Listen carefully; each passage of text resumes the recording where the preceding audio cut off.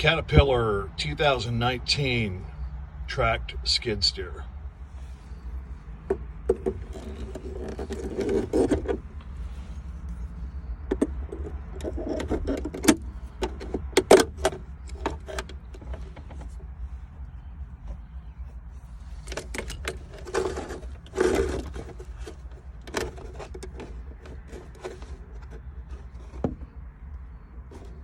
There they are. Those are the three. How do we know? We have done so many of them. We can look inside if you want. See what's in there. That's going down to the switch. How cool is that? Looks good to me. So here we are in the yellow. Turn the key. Even though it's below 12, we know once it fires up, it's going to go above 12, probably 13.5. So red is hot, yellow is ignition on most of your Caterpillar small machines. So we'll go ahead and just posi tap these in the meantime.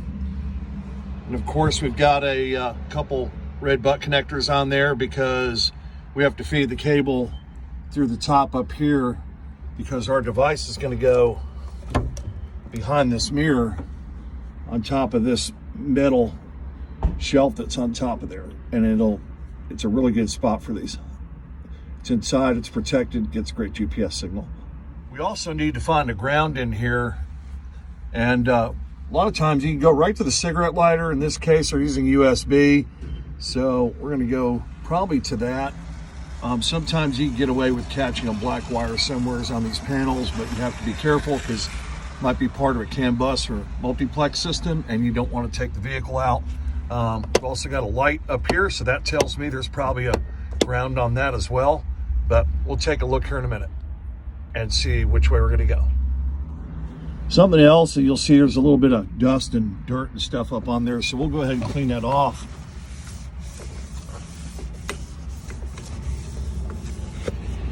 Now it's nice and shiny and smooth. We've got our cable through the back side over here. So we have our three ends. So we still need to find a ground and we'll mount the device. I'm using double stick Gorilla Tape on the back. It works really well on a clean surface. And we'll be back in a minute. And as you can see, our device is mounted in there nice and firm.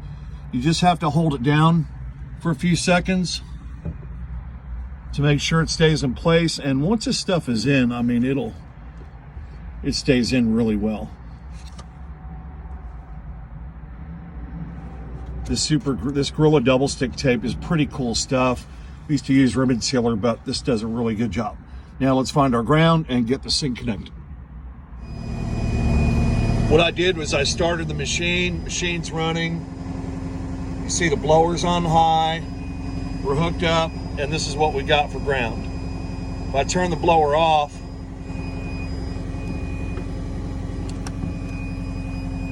I'm back to 0 ohms of resistance, so I've got a good ground. So we're gonna go ahead and use that instead of trying to self-tap and pull stuff apart. Easiest way to go, it makes sense, it won't hurt anything. And again, the machine's running without any problems, so we know our hookup is good. Let's go from there. All right, gang, so as you can see, fuse is zip tied, taped up. We got all our wiring bundled inside of this. There's no strain on any of our wiring. Our ground is very nice. We checked the resistance on that. It's all bundled up. We'll probably add one more zip tie over here, just to make sure that if anybody yanks on this cable, it doesn't rip out any crucial wiring for the machine. That's going to be it, and that's pretty much our Caterpillar 259D install. Like I said, Cat has made it really easy. Just remember, red is hot, yellow is ignition, and find the ground somewhere. And Cat uses black for most ground connections on their machine. So there you have it. Enjoy, and as always, make sure the machine will start once you're completed with the install. And for these machines, you have to flip these safety levers down. Flip these safety levers down on both sides, and it will actually allow the machine to start as such. And there you go. So machine starts, everything's good. We just need to call it in, install complete. Thanks for watching.